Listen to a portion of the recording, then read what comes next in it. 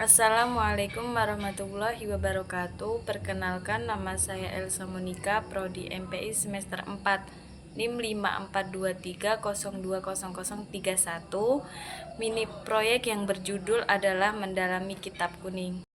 Baik, saya akan menjalankan tugas saya, mata kuliah Teori Perilaku dan Budaya Organisasi, dosen pengampu Ibu Dwi Sugiani, judul materi Peta Inovasi di Lembaga Pendidikan Islam. 1. Membiasakan santri membaca kitab gundul atau tanpa harokat. 2. Melatih pemahaman kandungan isi kitab klasik. 3. Menumbuhkan semangat kolaborasi, diskusi, dan menyampaikan ilmu secara lisan dan tulisan. Membiasakan santri membaca kitab gundul atau tanpa harokat. Apa itu kitab gundul?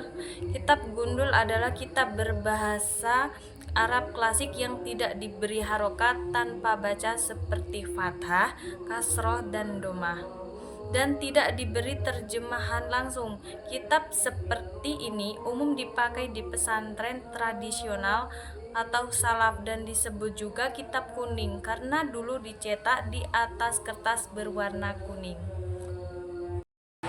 Melatih pemahaman kandungan isi kitab klasik berarti mendorong santri untuk tidak hanya membaca dan menerjemahkan, tetapi juga memahami isi, makna, dan pesan yang terkandung dalam teks-teks klasik atau turats secara lebih mendalam dan kontekstual. Tujuan dari latihan ini: 1. Memahami makna di balik kata kitab kuning sering berisi bahasa Arab klasik yang padat. Makna latihan ini membantu santri menangkap makna teks bukan hanya mentralaste secara literal. 2. Menemukan nilai dan hikmah. Banyak kitab mengandung nilai-nilai moral, adab, akidah, dan hukum Islam. Pemahaman ini akan memperkuat karakter dan wawasan keislaman santri. 3. Menghindari salah tafsir. Pemahaman yang baik mencegah kesalahan dalam memahami teks, terutama dalam bab hukum atau akidah. 2. Menemukan nilai dan hikmah. Banyak kitab mengandung nilai-nilai moral, adab, akidah, dan hukum Islam. Pemahaman ini akan memperkuat karakter dan wawasan keislaman santri. 3. Melatih berpikir kritis dan kontekstual. Santri diajak berpikir, apa maksud penulis kitab ini, apa pelajaran dari isi kitab ini, dan bisa diterapkan hari ini. Menumbuhkan semangat kolaborasi, diskusi, dan penyampaian ilmu. 1. Kolaborasi. Santri belajar bekerja dalam kelompok kecil untuk membaca kitab secara musyawarah atau sorokan bersama. Membagi tugas, siapa yang membaca, menerjemah, menulis, dan menyimpulkan. Saling membantu jika ada bagian yang sulit atau membingungkan. Belajar menghargai pendapat teman dan membangun kerjasama yang sehat.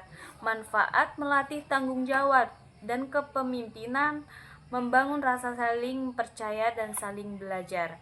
2. Diskusi. Santri didorong berdiskusi dengan isi kitab, seperti apa makna istilah tertentu, bagaimana memahami hukum atau pesan moral dalam teks, apakah ada perbedaan penafsiran, bagaimana isi kitab berkaitan dengan kondisi zaman sekarang. Manfaat: melatih berpikir terbuka dan argumentatif, membiasakan berdialog secara ilmiah, sopan, dan kritis, menghindari pemahaman yang kaku atau keliru. 3. Penyampaian ilmu lisan dan tulisan. Santri diberi ruang untuk mengolah dan menyampaikan ulang ilmu yang mereka pahami secara lisan, presentasi kelompok, ngaji bareng, atau diskusi terbuka. Secara tulisan, ringkasan isi kitab, artikel pendek, atau catatan pelajaran. Manfaatnya: melatih kemampuan penyampaian ilmu dengan jelas dan berstruktur, menanamkan rasa percaya diri dan keberanian berbicara, mewujudkan prinsip ilmu itu lebih kuat jika disampaikan bukan hanya disimpan. Manfaat dari kolaborasi, diskusi, dan penyampaian ilmu.